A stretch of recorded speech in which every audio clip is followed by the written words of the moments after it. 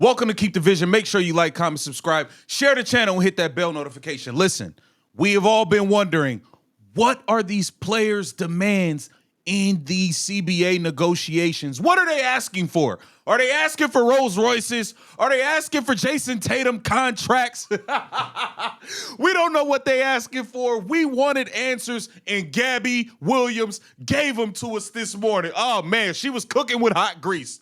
Gabby Williams was cooking with hot grease.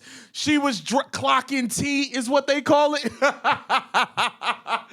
Gabby Williams went in this morning about how bad the CBA negotiations went with the owners and how the players' words went in one ear and out the other. And she also gave us insight on exactly some of the demands of these players. Let's give it a listen and see what these players want. If we're going to be adding all of these, obviously where we are now versus where we would be at that point. Personally, I think if we're going to be adding all of these expansion teams very quickly, which is great, it means the game is growing, but at the same time, I hope we're doing it in a responsible way, because already you can see that there's, how many All-Stars do we not have here just because of like kind of little injuries that they're having, and it has been a very, very taxing season, these 3-4 games a week. And we don't even have back-to-backs. I can't imagine how the other teams are feeling having back-to-backs. All right, that's the first thing. You got to pay attention to the breadcrumbs. Pay attention to the breadcrumbs. She said it's a problem having games, 3 to 4 games a week. 3 to 4 games a week, which is crazy to me. I like 3 games a week is not that. Y'all want more money and less games is what it sound like. It sound like y'all want more money and less games, bro. So I don't think we're going to be able to play everyone 3 or 4 times. If the league does decide to expand this way without lengthening the season in the proper time frame. So yeah, I think it's just about the games per week. That's the problem. It's not necessarily the length of the season. So that is something they have brought up. They have an issue playing 3 to 4 games a week. They do not want to. 3 games a week is not that bad, bro. Like what? Bro, are y'all professionals or not? Are y'all professionals or not, Gabby Williams? Come on now. Come on now, girl. Y'all pros. 3 to 4 games a week is a... Oh, my God, bro. Y'all are crazy. Thank you. Great. How is it clear that the WNBA does not want to support players playing in unrivaled play and playing overseas? Can you expand on that? Well, I think these leagues pay us more. That's obviously why they don't want us in these leagues. And you can see that the league is trying to push the season, that I think it's on purpose to counteract with these other leagues, as well as creating rules like prioritization.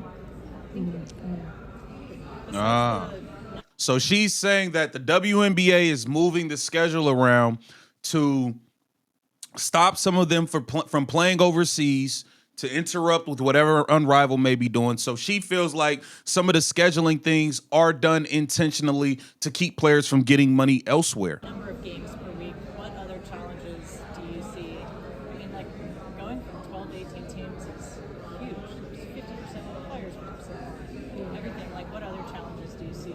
They're asking what other challenges right are now there? we're playing, sometimes you're playing games with an active roster of 8 or 9, which has been a bit miserable for all of us. Can't even properly practice. So I think just having maybe a bit more. Okay, so roster expansion is one of the things.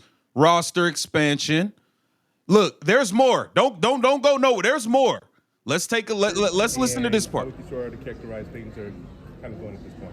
This is where she talks about how the owners are not taking them serious at all, and how the owners are coming off as politicians and just not listening to them. I think the voices were heard because they found a very strategic way to spin everything. I was like, these might be some politicians as well. So you could tell that they heard it, even though they were trying to maybe distract us from the real answer. It doesn't sound like it's going to be very easy.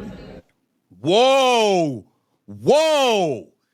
It doesn't sound like it's gonna be very easy. Get ready for the strike, y'all. She's letting it be known, bro. It don't sound like it's gonna be easy. We're probably gonna go on strike. I've been telling y'all.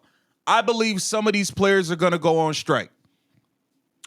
She just confirmed the owners not listening to them, talking about other topics, not talking about the things that they deem as important, and how that she does not think this is going to be easy. I got to be real, Gabby Williams. It kind of sounds like you want more money and less games. I got to be honest here.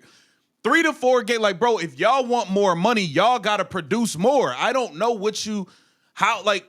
how can you watch somebody lose money year after year after year and ask for more money for one is crazy. Okay, y'all want more bread, but y'all also want to work less. Now, I understand wanting roster expansion. There are these hardship contracts. You know, you got teams where players are getting hurt. They only got 9 people. They can't even have a 5-on-5 practice. They're trying to get somebody in last minute on a hardship that doesn't know the system.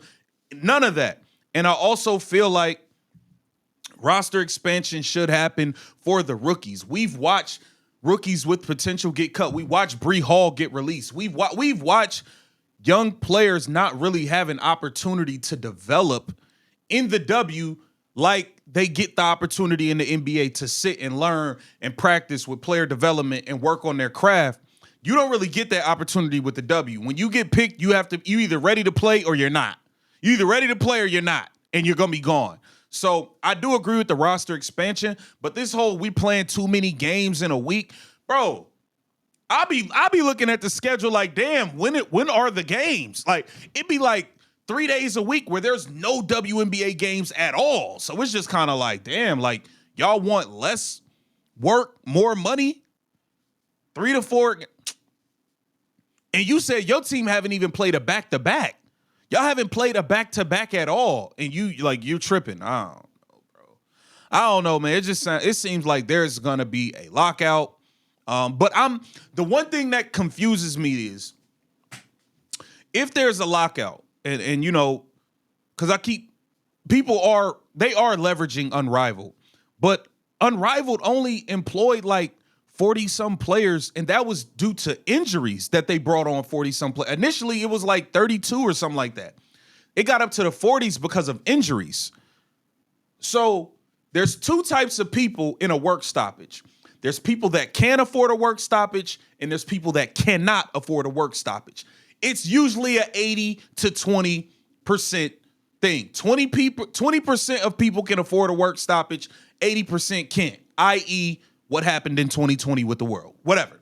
So in the W, I don't see how, even if some of these players, some of these players strike, I don't really see some of these girls who've been sitting at the end of the bench trying to make a career. I don't see them going on strike too. I don't see somebody who's, some of these girls is getting paid like $70,000. I don't see them like they need their checks. I don't see them passing up on the money. Like, I just don't. Unless Caitlin Clark goes on a strike. If Caitlin Clark goes on strike, I believe everybody will. It was almost like when the NBA players went to the bubble and Pat Bev said, we left it up to LeBron. Like, if LeBron say we hooping, we hooping. That it's just kind of like, if she strikes, I think everybody's going to strike. But if she does not strike, I still think there's going to be some people who will strike. But there's going to be a lot of people who still want to play. And look, Bree Hall got released. Bree Hall will show up and play.